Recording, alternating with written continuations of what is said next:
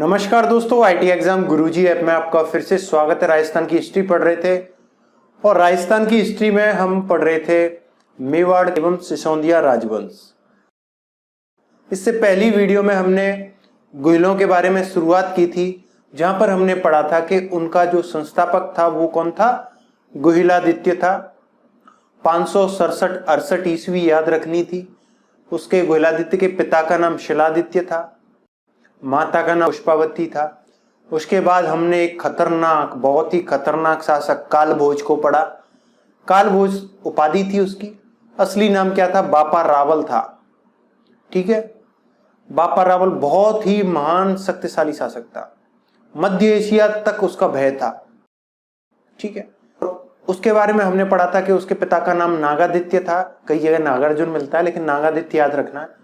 नागादित्य की हत्या हो गई तो उसकी मां बप्पा रावल को लेके और एक ब्राह्मणी के यहाँ आ गई। वहां से ये हरित ऋषि था, एक हारित ऋषि, उसकी गायें चराता था। हारित ऋषि बहुत ही सिद्ध पुरुष थे। उन्होंने कहा, बेटा जा मेवाड़ पर आक्रमण कर, तेरी विजय होगी। और इसने मेवाड़ पर जाकर मौर्यों से उसको छीन लिया, मेवाड़ को। ठीक है, इसलिए बापा रावल को वास्तविक संस्थापक कहते हैं। इसने तांबे के और सोने के 115 ग्रेन के सिक्के चलाए। ठीक है, तो इस तरीके से हमने उसके बाद पढ़ा था अल्लट यानी आलू रावल, उसमें भी कुछ नहीं था, जैत्र सिंह। ठीक है, ये इंपोर्टेंट है थोड़ा सा। जैत्र सिंह यानी बप्पा रावल इंपोर्टेंट है, उसके बाद जैत्र सिंह है, उसके बाद रतन सिंह है, जहां पे अलाउद्दीन खिलजी और पद्मिनी वाली स्टोरी याद आ जाएगी आपको। बस ये तीन ही अपन को इंपोर्टेंट याद रखने हैं। देखिए, जैत्र सिंह 1213 से 1253 तक इसने राज किया। इसके काल में दिल्ली के सुल्तान इल्तुतमिश ने नागदा पर आक्रमण किया। नागदा कहां पे, उदयपुर। इसके समय पर दिल्ली के सुल्तान कौन है, इल्तुतमिश। और इल्तुतमिश ने नागदा पर आक्रमण किया। नागदा पर आक्रमण किया तो इस युद्ध को, जो जैत्र सिंह और दिल्ली के सुल्तान इल्तुतमिश के युद्ध होता है, इसको इतिहास में भूताला का युद्ध कहते हैं। क्या कहते हैं, भूताला का युद्ध कहते हैं। कई जगह इसको फिक्स डेट नहीं है इसकी, इसलिए इसकी एक रेंज दे रखी है 122 से लेकर 129 तक, कभी भी हुआ होगा। ठीक है, तो एग्जाम में कभी भी ये क्वेश्चन सन का पूछ नहीं सकते, क्योंकि वो क्वेश्चन विवादों में फंस जाएगा। पर इतना जरूर पूछ सकते हैं कि भूताला का युद्ध किस किस के मध्य हुआ।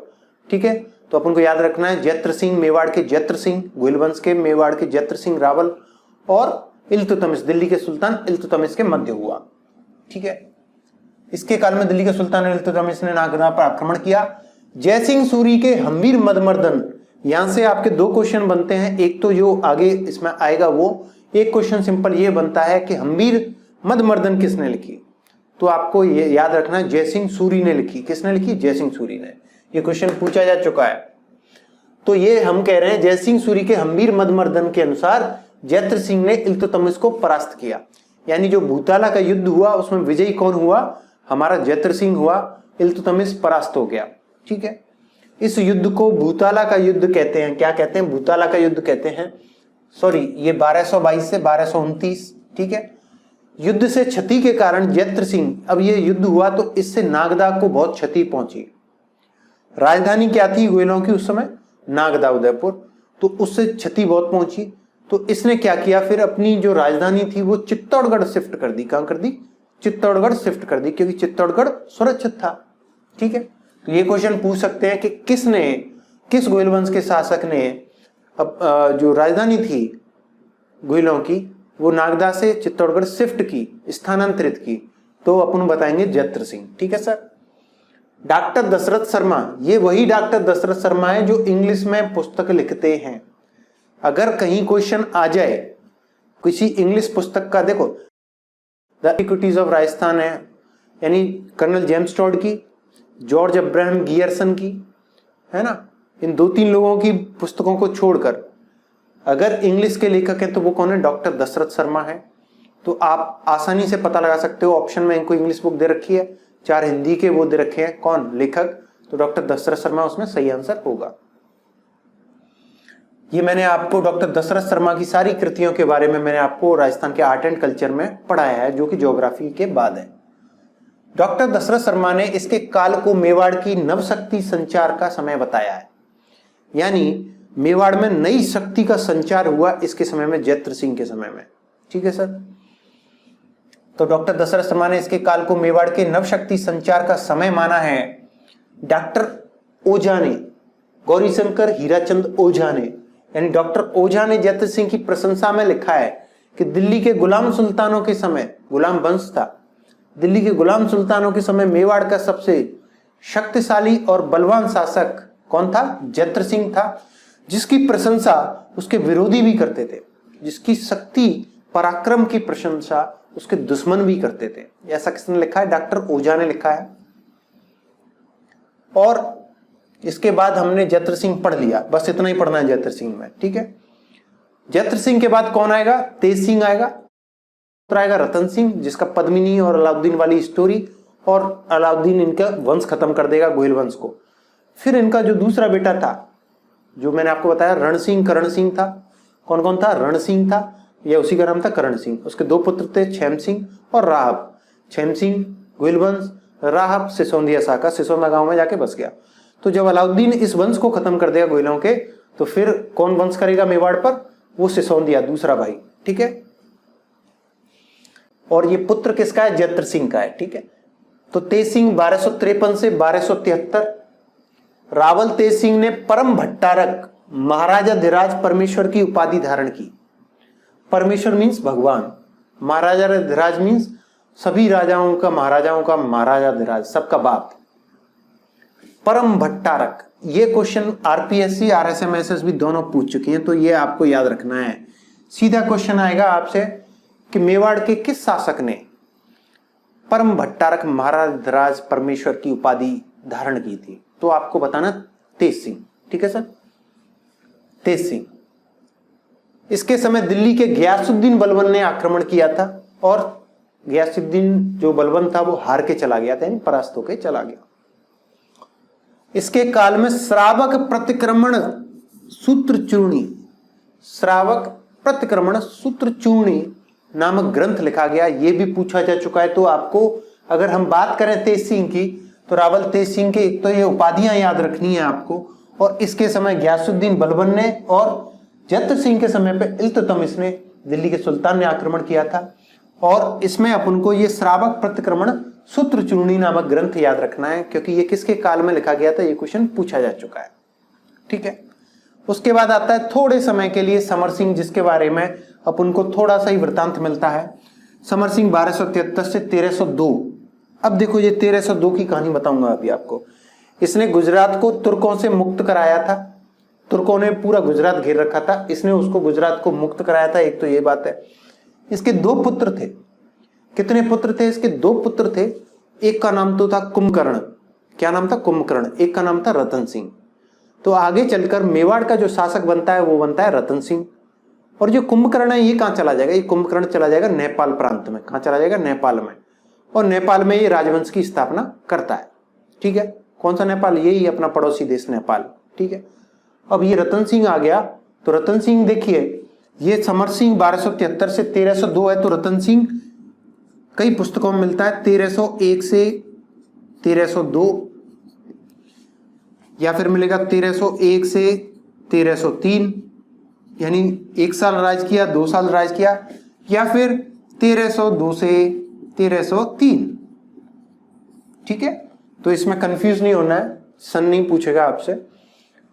तो उसके बारे में, रतन सिंह के बारे में बात करें तो श्रीलंका का जो राजा था, श्रीलंका का राजा था एक गंधर्व सेन। कौन था? गंधर्व सेन। उसकी एक पुत्री थी पद्मिनी। उसके पास हीरामन तोता था, बोलने वाला, मानव की हूबहू नकल करने वाला तोता था, जिसको कहते हैं हीरामन तोता। ठीक है। उस हीरामन तोते के जरिए इनकी प्रेम संबंध बैठे और उसने शादी कर ली। तो अलाउद्दीन को पता चला, उसने आक्रमण किया। वो सारी अलग अलग डिफरेंट स्टोरीज है ना, वो अपन पढ़ेंगे इसी लेक्चर में कंटिन्यू करते हुए। एक राघव चेतन नाम का तांत्रिक था, है ना, उसने श्राप दिया। वो अलाउद्दीन से जाके मिल गया। उसने बताया कि ऐसी ऐसी बहुत ही पृथ्वी की सबसे सुंदर कन्या है उसके पास। जब वो पान खाती है तो गले में से रस दिखाई देता है। जल पीती है तो पानी जाता हुआ दिखाई देता है, इतनी सुंदर है। तो अलाउद्दीन ने कहा वो तो मुझे चाहिए। लेकिन अलाउद्दीन के बारे में मैंने आपको बहुत अच्छी चीज पढ़ाई थी, जो आरएएस वगैरह के पर्पस प्रोस्पेक्टिव की चीज थी। अलाउद्दीन के कारण क्या होते थे? अगर हम चित्तौड़गढ़ की यानी रतन सिंह की पत्नी पद्मिनी को पाने के लिए उसके कारण बताएं तो क्या कारण हो सकता है? सर सबसे पहले तो मैंने आपको बताया था अलाउद्दीन कैसा था, साम्राज्यवादी था। पढ़ाया था कि नहीं पढ़ाया था? और साथ ही मैंने आपको बताया था महत्वाकांक्षी था। तीसरा, पद्मिनी को पाना चाहता था। चौथा, चित्तौड़गढ़ व्यापारिक और सामरिक दृष्टि से महत्वपूर्ण था। कई सारे अन्य प्रांतों को जाने के लिए मुख्य रास्ते चित्तौड़गढ़ से ही थे। तो ये सारे कारण थे चित्तौड़गढ़ पर आक्रमण करने के। तो ये कारण भी दे सकता है वो आपसे। आजकल ट्रेडिशन चल गया है, क्रम पूछते हैं, पहले कौन था, फिर उसके बाद कौन आया, उसके बाद कौन आया। अभी पटवारी का 24 तारीख को पेपर हुआ तो उसमें क्रम पूछा था, ठीक है। चौहान वंश का क्रम पूछा था। उसमें अजय राज दे रखा था, अणुराज दे रखा था, विग्रहराज चतुर्थ दे रखा था, पृथ्वीराज तृतीय दे रखा था। तो क्रम बताना था। तो क्रम तो मैंने आपको पढ़ाया ही था, बड़ी इजीली से कर सकते हो आप, ठीक है। तो क्रम से क्वेश्चन पूछे जाते हैं। तो हमको ये इसलिए याद रखने हैं कि हमने बात की Guladitya son of Saladitya son of Pushpavati. उसके बाद गुलादित्य ने वंश की स्थापना की। उसके बाद आ गया बापा रावल। बापा रावल के बाद कौन आ गया हमारा? अल्लट आ गया, आलू रावल।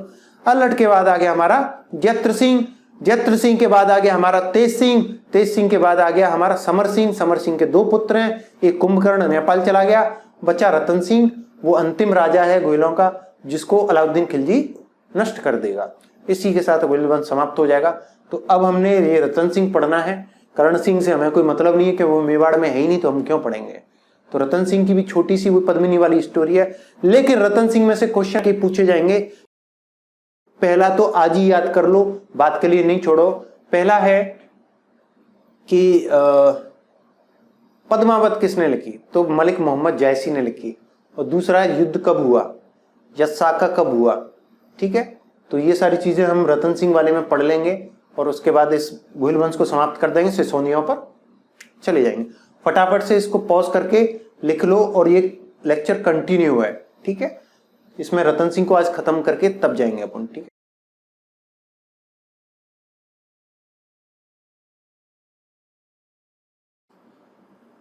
तो चलिए दोस्तों लेक्चर को कंटिन्यू करते हैं। जैसा कि मैंने आपको बताया था, सबसे पहले हमने गोयलादित्य को पढ़ा जो कि गोयल वंश का संस्थापक है। उसके बाद हमने बप्पा रावल को पढ़ा जिसका नाम कालभोज था, उसको वास्तविक संस्थापक कहते हैं। उसके बाद हमने आलू रावल को पढ़ा, जयत्र सिंह को पढ़ा। जयत्र सिंह के बाद उसके पुत्र तेज सिंह को पढ़ा। तेज सिंह के बाद उसके पुत्र समर सिंह को पढ़ा।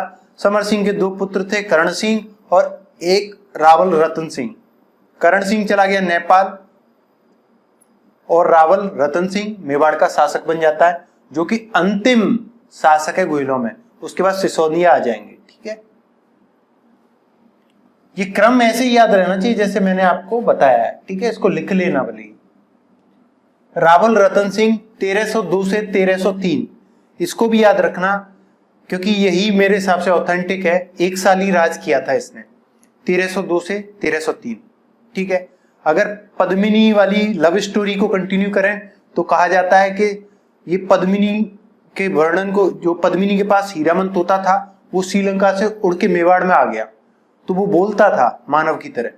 तो एक बार ये रतन सिंह क्या है, जंगल में शिकार करने गया तो उस हीरामन तोता ने बताया इसको कि तेरे लायक एक सुंदरी है, ऐसी सुंदरी जो तूने कभी नहीं देखी होगी।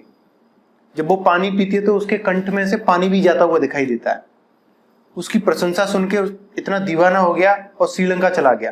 कहते हैं कि वो वहां पे चला गया और प्रेम हो गया, शादी भी हो गई और 1 साल बाद वो लौट के आया था मेवाड़ में। तो इस हिसाब से तो 2 साल राज किया होगा, लेकिन इतिहास में पुख्ता अगर बात करें तो 1302 से 1303 ही अपन मानेंगे, ठीक है। क्योंकि 1302 में शासन संभाल लेता है, 1303 में अलाउद्दीन से युद्ध हो जाता है और स्त्रियां, ये पद्मिनी है वो 1600 स्त्रियों के साथ जौहर कर लेती है, जो कि मेवाड़ का प्रथम शाखा है, ठीक है। और ये केसरिया हो जाते हैं, ठीक है।